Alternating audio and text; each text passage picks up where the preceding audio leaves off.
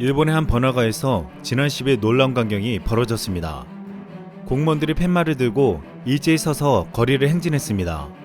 이것은 시위가 아닌 긴급사태 발령이 났다는 것을 시민들에게 알리기 위한 것이었습니다. 국내 네티즌들은 우리 정부가 긴급 재난문자로 전 국민에게 실시간 발송하는 것과 비교하였습니다. 이 같은 일본의 모습은 너무 후진적이고 보여주기식이 아니냐며 조롱거리가 되었습니다. 심지어 이 캠페인을 벌인 한 공무원은 코가 노출되며 제대로 마스크조차 하지 않았습니다. 일본 정부는 지난 7일 9개월 만에 긴급사태를 선언했습니다. 연일 7,000명이 넘는 등 예상을 뛰어넘는 감염 확산에 떠밀리듯 내린 조치였습니다.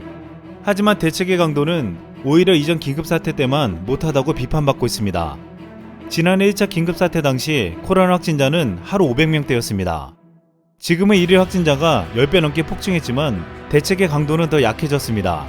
대상 지역과 기간은 오히려 줄어들었고 다중시설도 전면 휴업이 아닌 오후 8시까지로 영업시간만 단축되었습니다. 일제 휴교 조치도 없었습니다. 오는 16일에서 17일 치러지는 대학 입시 공동 테스트 등 대규모 인원 이동이 예상되는 대학 입시 일정도 원래대로 진행할 예정입니다.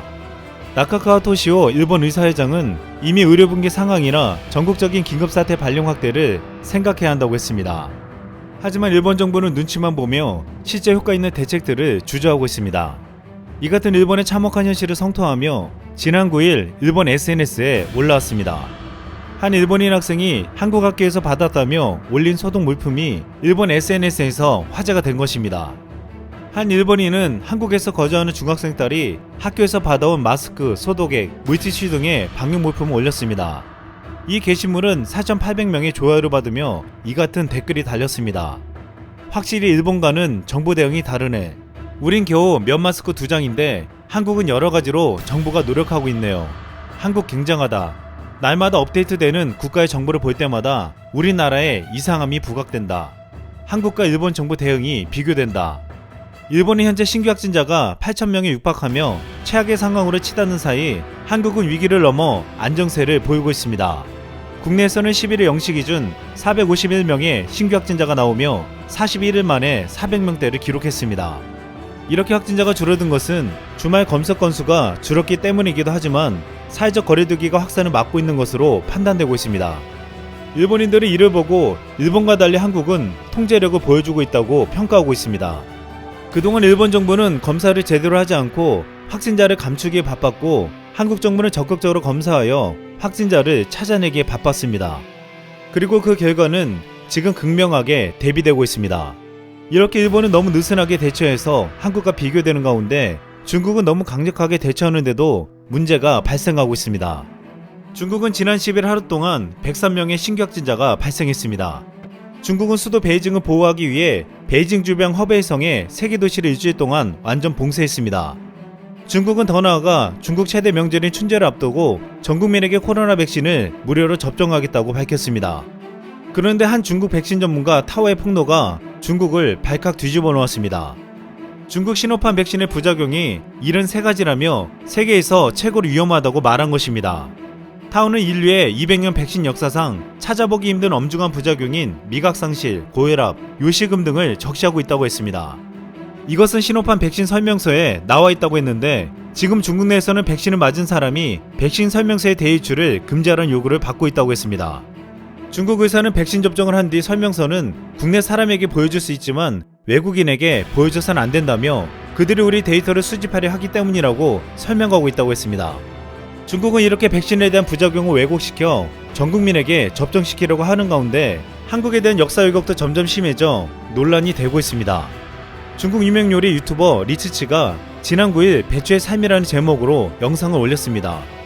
유튜브에 업로드된 영상에서 리츠치는 배추를 수확해 소금에 담가 절이고 빨간 양념에 묻혀 김장을 담그는 모습이 담겼습니다. 완벽하게 한국식 김치였습니다. 그런데 리츠치는 영상 설명란에 중국 전통 요리, 중국 음식 등의 해시태그를 달아 김치가 마치 중국 전통 음식인 것처럼 소개했습니다. 리츠치는 유튜브 구독자 1,400만 명, 웨이보 팬 2,725만 명을 보유했기에 이전의 게시판에서 김치가 중국 거라는 주장과는 차원이 달랐습니다. 리츠치는 이 한국 김치를 가마솥에 넣어 김치찌개를 만들기도 했습니다. 이 영상의 한국의 누리꾼들은 김치는 한국 음식인데 왜 중국 음식으로 소개하냐며 분노를 나타냈습니다. 또 다른 국내 네티즌은 부적절한 영상으로 신고해야 한다고 비판했습니다. 중국은 최근 한국 고유의 역사와 문화를 자신들의 것이라며 끊임없이 불을 지르고 있습니다. 그런데 최근 중국 CATL 배터리 공장에서 실제로 불이 나서 화제가 되고 있습니다. 중국의 자동차 배터리 회사 CATL은 전 세계 배터리 생산 1위 업체입니다. 지난해 CATL 배터리를 단 전기차가 잇따라 화제가 나며 국내 배터리사가 주목을 받기도 했지만 국내 배터리가 탑재된 전기차에서도 화제가 나며 논란이 되었습니다. 하지만 이번에 중국에서는 전기차가 아닌 배터리 공장 자체가 폭발해버렸습니다.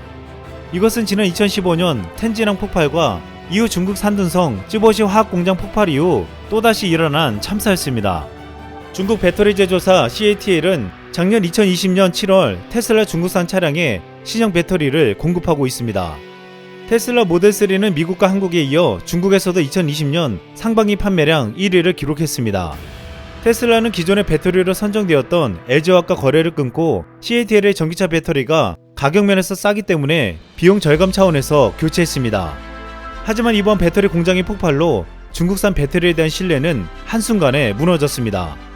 테슬라를 타는 중국 네티즌들은 폭발한 공장에서 생산된 배터리가 장착된 차량이라 걱정이 된다는 반응을 보이고 있습니다.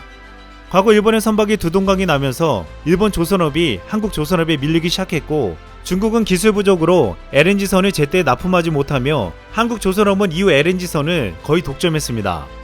이번에도 중국의 CATL 공장 폭발은 앞으로 중국의 배터리 기업의 신뢰가 추락하는 동시에 한국 배터리사들의 위상이 더 높아지게 하는 계기가 될 것으로 보고 있습니다. 중국은 기술이 부족하지만 싼 가격으로 한국과 맞서려고 했지만 번번이 실패하고 있습니다. 또한 전 세계적으로 위상이 높아지는 한국의 제품과 역사를 자신들이 원조라며 우기고 있습니다. 지난해부터 중국은 자국 내에서 민족심을 고취시키기 위해 자국의 문화를 내세우고 있습니다.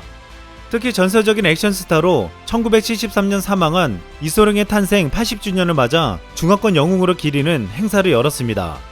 글로벌 타임즈는 이소룡은 많은 사람에게 쿵푸 스타 이상이었다면서 중국인에 대한 서구의 고정관념을 깼고 그의 삶과 예술 철학은 사망한 지 47년이 지났지만 여전히 많은 사람의 가슴속에 있다고 평가했습니다.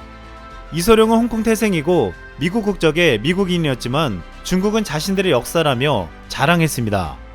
그런데 최근 마이크 타이슨의 한마디가 중국 전역을 들썩이게 만들었습니다. 한 방송에서 사회자가 타이슨에게 당신과 이소룡이 전성기 시절로 돌아가 싸운다면 이소룡을 이길 수 있을까라고 질문을 던졌습니다. 그러자 타이슨은 이소룡은 최고의 무술가이며 개인적으로 존경하는 인물이지만 자신은 절대로 이소룡에게 지지 않는다라고 쐐기를 박았습니다. 하지만 여기에 사회자는 질문을 멈추지 않고 복싱이 아닌 무기치 길거리 싸움에서 붙어도 결과는 같냐라고 물었습니다. 이 질문에 타이슨은 이렇게 말했습니다. 길거리 싸움으로 하면 이소룡은 맞아 죽을 수 있다. 이상 쓸멍이었습니다.